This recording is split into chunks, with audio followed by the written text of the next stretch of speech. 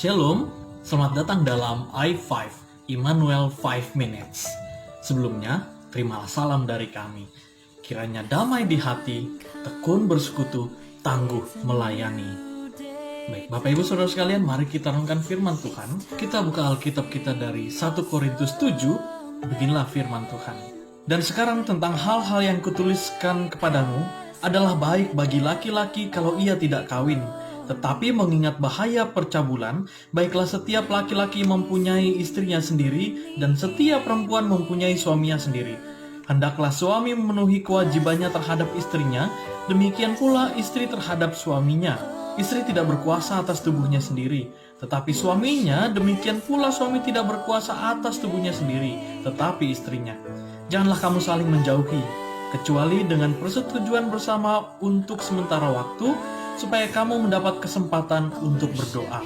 Sesudah itu hendaklah kamu kembali hidup bersama-sama, supaya iblis jangan menggodai kamu, karena kamu tidak tahan bertarak. Hal ini kukatakan kepadamu sebagai kelonggaran, bukan sebagai perintah. Namun demikian alangkah baiknya kalau semua orang seperti aku.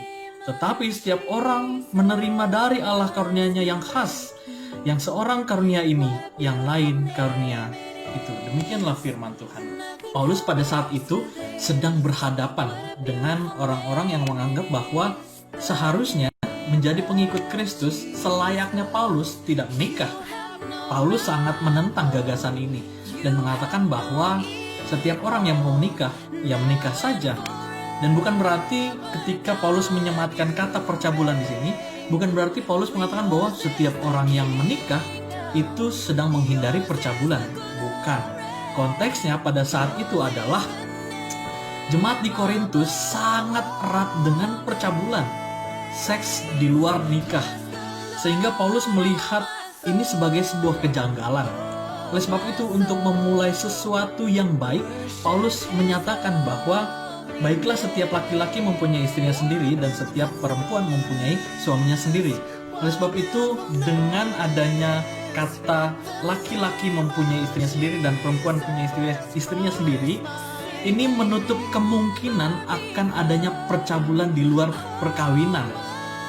Itu yang pertama yang dihadapi oleh Paulus. Yang kedua dihadapi oleh Paulus, tampaknya yang terjadi adalah perceraian. Bagaimana tidak? Di sini Paulus katakan bahwa memang banyak terjadi pertikaian di dalam keluarga, suami dan istri. Tetapi jika terjadi demikian, Paulus menyarankan satu hal. Apa itu? Ketika terjadi pertikaian, Paulus menyarankan keduanya saling menjauhi diri sehingga mereka dapat berdoa. Ini tindakan yang penting untuk merefleksikan apa yang terjadi dalam keluarga. Dan teks ini pun menjadi penting bagi kehidupan kita di keluarga. Kalau Paulus mengatakan bahwa jika kita terjebak pada pertikaian, jauhi diri, keluar dari rumah.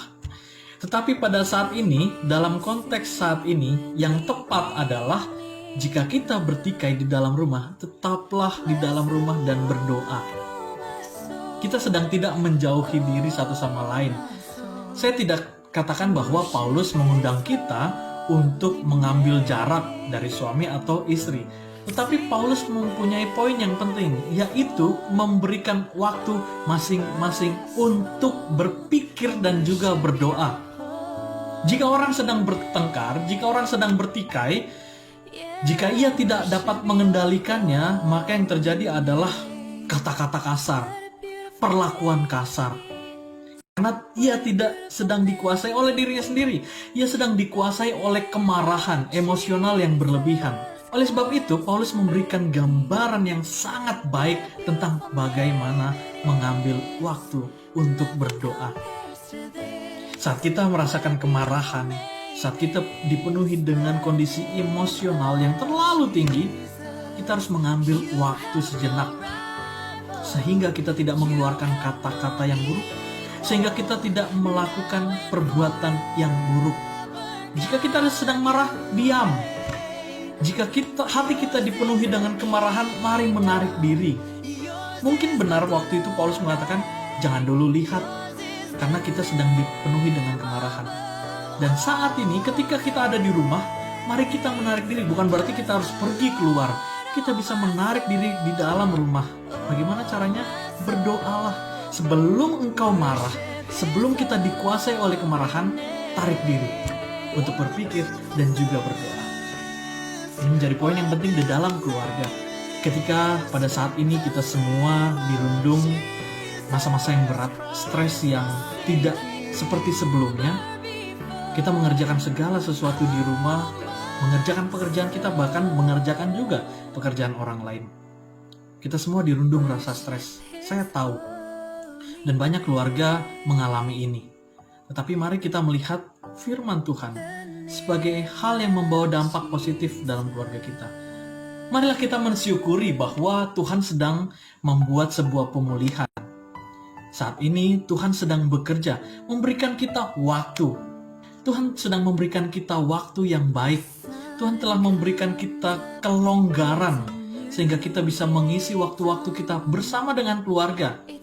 Hal-hal yang sebelumnya sudah terenggut oleh kesibukan kita, bahkan oleh keegoisan kita, sekarang Allah coba kembalikan.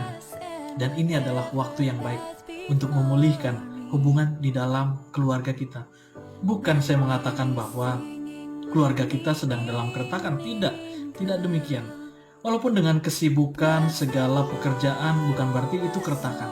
Tapi apa yang mau saya katakan adalah bahwa saat ini Allah memberikan kita waktu bagi kita orang tua untuk melihat bahwa kita bisa melihat sendiri perkembangan anak-anak kita.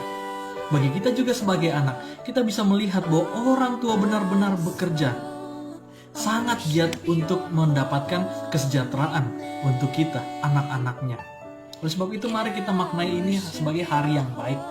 Ini adalah cara Tuhan bagi kita untuk memulihkan keadaan dalam rumah. Dulu bukannya ada keakraban, dulu bukannya ada kehangatan. Dan saat ini, marilah kita menciptakan keakraban dan kehangatan. Segala rasa emosional, mari kita rendam dengan cara menarik diri, diam, dan berdoa. Dan pada saat itulah kita bisa memberikan dampak yang sangat baik bagi keluarga kita. Virus COVID, pandemik ini tentu memberi dampak. Tapi mari kita membalutnya dengan sebuah pemahaman iman yang baik bahwa Allah sedang memberikan waktu yang baik untuk memulihkan keluarga kita. Tuhan memberkati kita semua. Amin. Bapak Ibu, sampai berjumpa lagi dalam I5, Immanuel 5 Minutes yang berikutnya. Tetap jaga kesehatan. Tuhan Yesus memberkati kita semua.